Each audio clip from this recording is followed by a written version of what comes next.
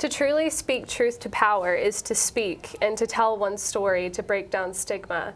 And that's why I'm so happy to be joined by Dev, who had to seek abortion care in a time and state where it was illegal. Dev, please share your story. Yes, thank you for this opportunity. Looking back on my experience now, was surprised at how daring and resourceful I was. I had moved out of my family home at age 19, about 6 months before my abortion. I was getting away from an abusive stepmother and had just finished my second year in college living at home, and it just had become intolerable. So I packed everything I owned in my car, rolled down 100 miles down the highway and moved into a town where there was the closest town where they had a state university, intending to finish my education. I found a job and a small apartment, and without my domineering stepmother breathing down my neck, I started dating and exploring sexual relationships for the first time. I was just bumbling along, working, going to school part-time, and when I got sick, I thought, I must have the flu. I couldn't figure out why I was nauseous all the time and couldn't keep anything down, so I went to the student health clinic, and a couple of days later, a nurse called me from the clinic, and she said, oh, your pregnancy test was positive. And I was just totally in shock. I didn't even know they were doing a pregnancy test.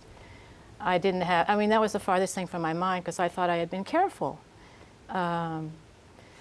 So I knew right away that I had to get an abortion. There was no question in my mind. I could not fathom, being able to have a child. I was barely taking care of myself. But I didn't mention this was 1970. And in 1970, abortion was illegal. I just couldn't go down to the nearest Planned Parenthood clinic and ask for an abortion. I had to find some other way to get it done, and I had to find someone who had connections with the underground. So I knew a guy who was just shady enough to have those connections. He said he could make the arrangements if I could come up with $400, which was a lot of money. I was making $80 a week. So reluctantly, I told the guy I had slept with what happened, and he was incredulous as well. He couldn't believe it, but he did agree to pay half. So a couple of weeks later, with my $400, I found myself in the back seat of a black car in the middle of the night, going out into the middle of nowhere.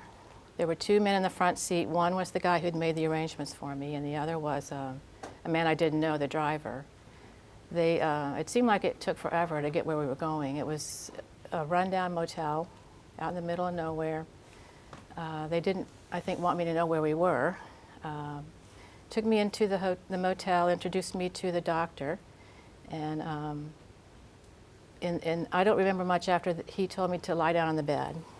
I don't think it took very long. I don't think it hurt much. I was just so terrified and anxious to get it over with so I could go home.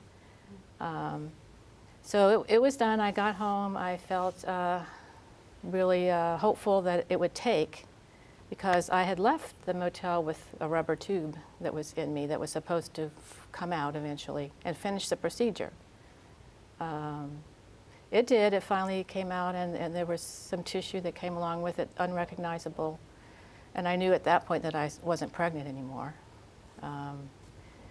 So it was just a time where I knew, and I was determined that I had to do what I had to do.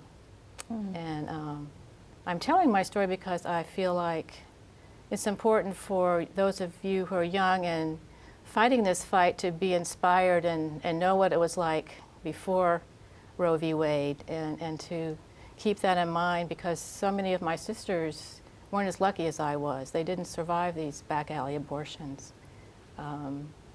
And it's just important to make sure that all women have safe, legal abortion access. We're not going back.